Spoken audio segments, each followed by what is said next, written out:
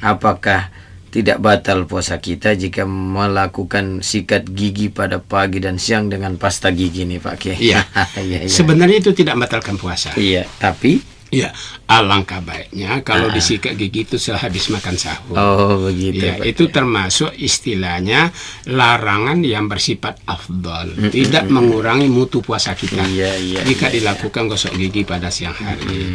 Cuma ini dilarang berkumur banyak-banyak. Iya. Sebab Nabi katakan, bila kau beruduk, berkumurlah sebanyak-banyaknya, Iya. kecuali kalau kau dalam keadaan puasa. Iya, Nah, tapi kan Pak Kiai, kalau kita sikat gigi dengan pastanya itu lantas kita isap ke dalam, terasa itu Pak. Iya, dingin-dinginnya. Iya. Tapi sebenarnya merasa dingin itu saraf yang menghisap ke dalam. Oh begitu Pak Kiai. Iya. Tapi menyangkut pedis-pedisnya. Iya.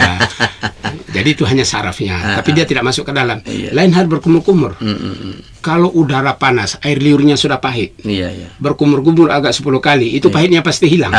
Begitu Pak Kiai. Malah terasa iya. airnya masuk ke dalam. Nah, itu ceritanya. Iya, saya kira demikian Pak Kiai.